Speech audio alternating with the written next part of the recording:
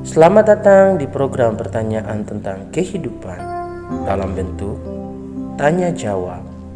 Pertanyaan ini terdiri dari pertanyaan umum di mana layaknya para pendengar seperti Anda akan menanyakan pertanyaan yang mungkin mempunyai subjek penting yang berbeda, termasuk pertanyaan tentang Allah, Yesus, surga, dan doa. Tidak ada larangan dalam bertanya. Beberapa pertanyaan yang diajukan bersifat antagonis atau bahkan berlawanan. Tetapi saya dan tamu saya sangat menghormati sudut pandang yang berbeda saat kami membawakan program ini. Halo para pendengar, terima kasih telah mendengarkan program kami yang dibawakan oleh Christ to the World atau CTTW bekerja sama dengan Tirta Media. Nama saya Julie dan co-host saya adalah Ibu Mela Sari Sadeli MTH. Halo Ibu Julie, halo para pendengar. Tema program kami adalah Jalan Menuju Surga yang berhubungan dengan subjek terpenting yang Anda pernah hadapi. Kami akan memberikan penjelasan tentang jalan ke surga dan mengapa penting untuk mengikuti Yesus.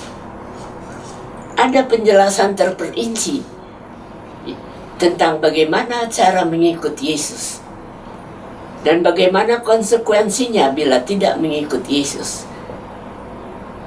Silahkan mendengarkan dengan baik, karena saya yakin ini dapat membawa perubahan dalam hidup Anda selamanya. Mari kita berdoa terlebih dahulu.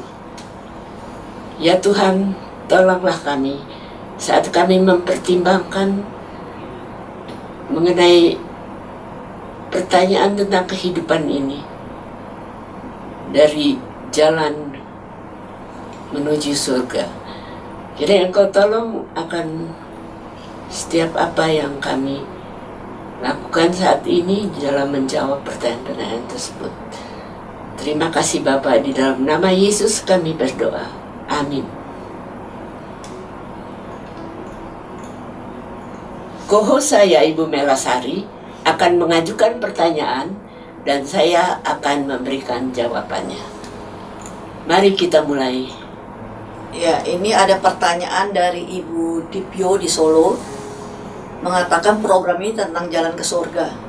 Saya sudah cukup bahagia dalam kehidupanku seperti sekarang ini dan tidak perlu lagi memikirkan tentang surga. Mengapakah jalan ke surga itu sangat penting? Ya Bu Dibyo, ini pertanyaan yang bagus dan sangat penting. Bahkan seluruh program ini bisa dikhususkan untuk menjawab pertanyaan Ibu, dan memang mudah untuk kita menjadi bingung mengenai surga. Itulah sebabnya mengapa jalan menuju surga ini merupakan subjek yang penting. Tidak banyak jalan menuju surga, hanya ada satu jalan. Jalan itu adalah melalui Yesus. Yesus adalah anak Allah. Dia datang ke dunia untuk menunjukkan kepada kita betapa Tuhan mengasihi kita. Dia mati di kayu salib untuk memberikan pengampunan atas dosa-dosa kita. Dia bangkit dari kematian dan hidup hari ini. Dialah jalan ke surga. Bagaimanapun juga, jalan ke surga merupakan subjek yang penting. Inilah alasan utamanya. Anda akan mati suatu saat nanti. Rata-rata angka kematian 100%. Ketika Anda meninggal, Anda akan menuju salah satu dari dua tempat ini. Salah satu tempat itu adalah tempat yang menakutkan, di mana Anda terpisah dari Allah. Tempat itu dinamakan neraka. Tempat lainnya adalah tempat yang menakjubkan yang disebut surga. Kita harus memastikan bahwa kita mengetahui jalan ke tempat itu. Ini ada pertanyaan dari Ibu Dina di Bogor. Saya percaya ada banyak jalan kepada Allah. Saya percaya ada banyak Allah dan mereka menawarkan banyak jalan ke surga. Mengapa Anda mengatakan hanya Yesus jalan satu-satunya kepada Allah? Ya Bu Dina, karena Yesus merupakan jalan satu-satunya kepada Allah. Yesus mengatakan, "Akulah jalan dan kebenaran dan hidup.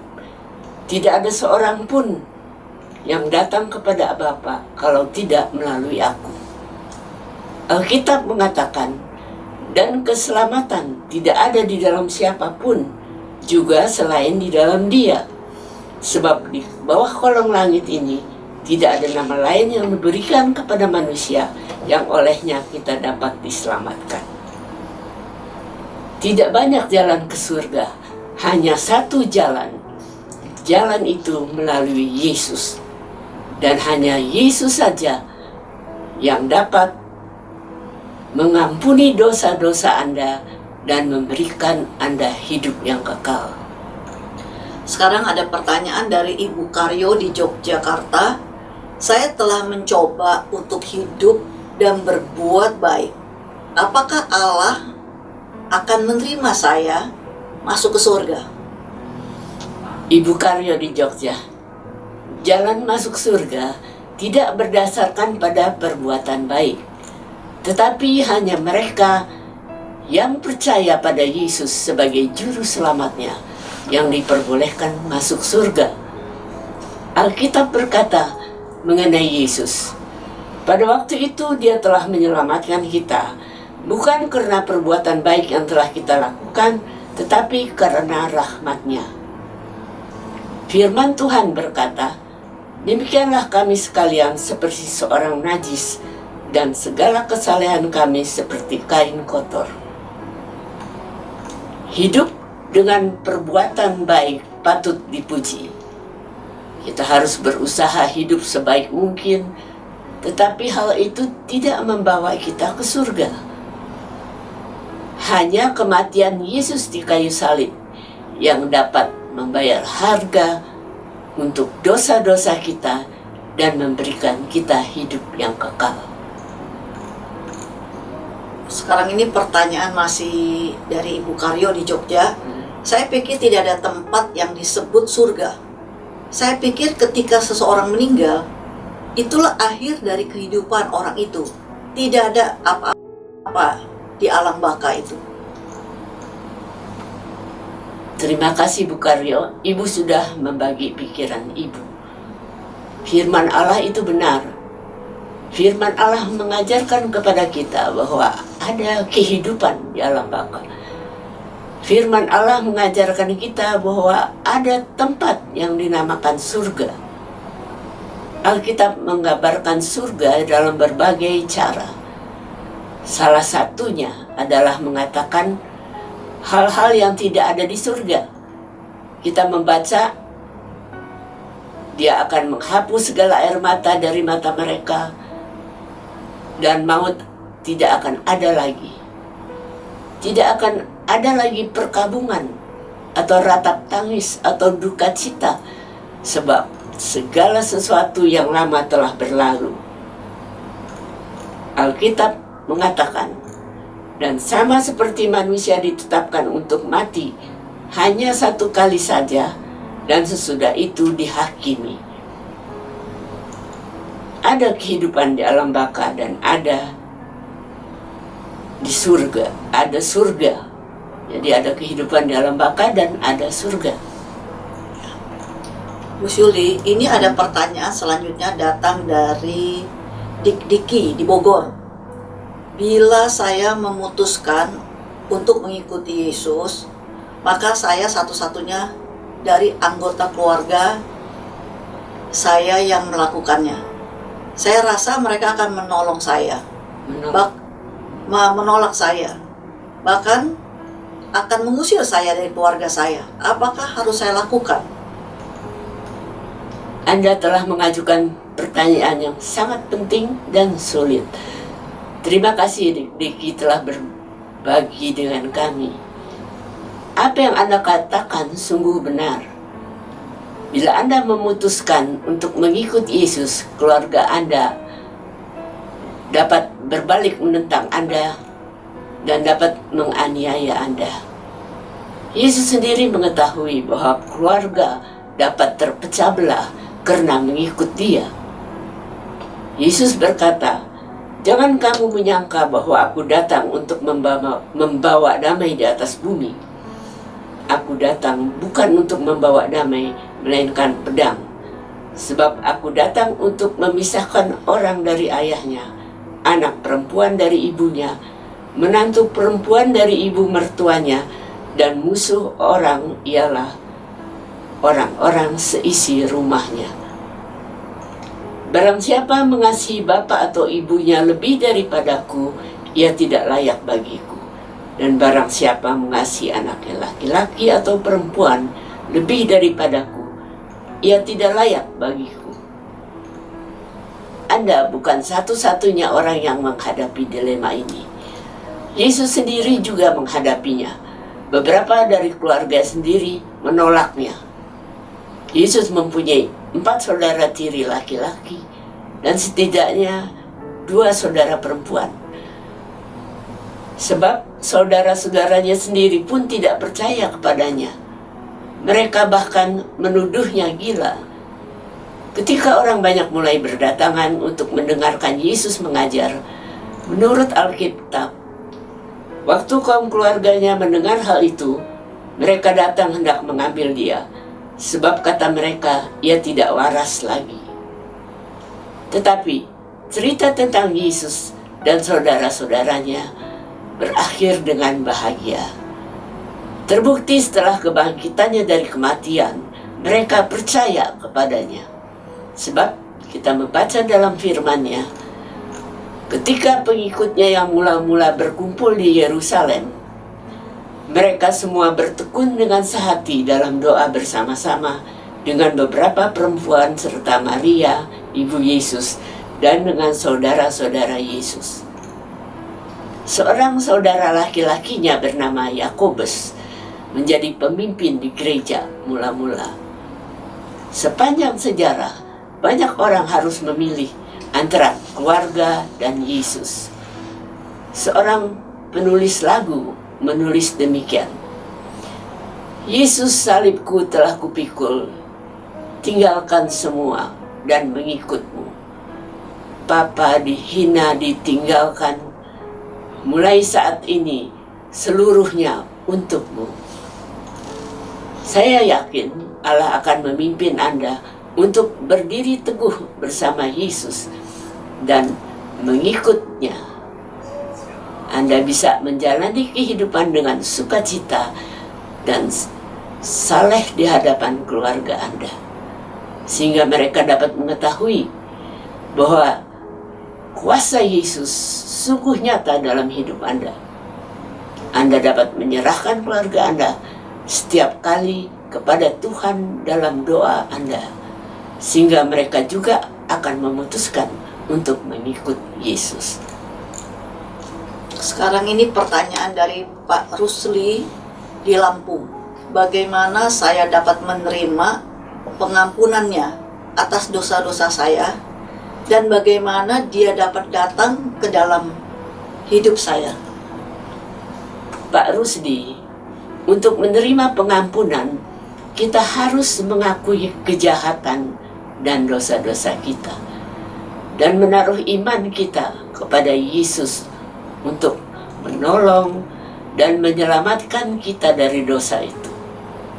Alkitab mengatakan, tetapi semua orang yang menerimanya diberinya kuasa supaya menjadi anak-anak Allah, yaitu mereka yang percaya dalam namanya. Anda harus berbalik kepada Yesus dalam pertobatan dan iman dan percaya kepadanya. Sekarang ini pertanyaan dari Pak Dito. Saya tidak setuju dengan apa yang saya dengar. Saya tidak membutuhkan Allah dalam hidup saya. Saya tidak percaya bahwa Yesus adalah anak Allah. Saya tidak membutuhkan pengampunan dalam hal apapun juga. Saya akan menjalani kehidupan saya seperti yang saya inginkan. saya baik-baik saja tanpa Allah. Saya tidak tertarik tentang surga. Pak Dito, terima kasih atas keterbukaan Anda dalam berbagi dengan saya. Allah pasti memberi kita kebebasan untuk membuat pilihan kita sendiri. Kita bukanlah sebagai boneka dengan kawat-kawat yang dikendalikan olehnya. Dia menghormati kebebasan dan martabat dari setiap orang. Demikian juga saya. Tetapi saya memberitahukan kepada Anda bahwa Allah akan terus mengasihi Anda setiap hari dalam hidup Anda. Anda tidak akan pernah menerima kasih yang melebihi kasih Allah. Yesus menceritakan sebuah kisah tentang seorang ayah dan seorang anak yang tidak patuh, yang meninggalkan ayahnya pergi dengan caranya sendiri. Sang ayah memberinya kebebasan, tapi karena ia mencintainya, setiap hari ia mengawasi serta menunggu ia kembali. Ketika anak laki-laki itu kembali, sang ayah menerimanya dengan gembira. Jika Anda mencapai titik di mana Anda membuka hidup Anda kepada Allah dan percaya kepada Yesus, Dia akan menyambut Anda dengan tangan terbuka. Saya harus terbuka dengan Anda karena Anda sangat terbuka dengan saya. Akibat hidup tanpa Allah sangat mengerikan, tidak dapat dilukiskan. Alkitab berkata, dan sama seperti manusia ditetapkan untuk mati hanya satu kali saja, dan sesudah itu dihakimi. Anda akan mati suatu hari nanti, dan Anda akan berdiri di hadapan Allah. Tetapi akan terlambat untuk lari dari hukuman dosa Anda dan untuk percaya Yesus. Anda akan mendengar Allah berkata, "Enyahlah dari hadapanku, hai kamu orang-orang yang terkutuk. Enyahlah ke dalam api yang kekal yang tersedia untuk iblis dan malaikat-malaikatnya." Anda akan dipisahkan dari Allah selama-lamanya di tempat yang disebut neraka. Saya menghimbau Anda untuk meluangkan waktu memikirkan tentang hidup Anda sesudah kematian. Tetaplah bersama kami dalam mendengarkan program-program pertanyaan tentang kehidupan. Terima kasih sekali lagi untuk kita dapat saling berbagi. Saya percaya Anda akan kembali kepada Allah yang mengasihi Anda dan telah memberkati Anda dengan berbagai cara.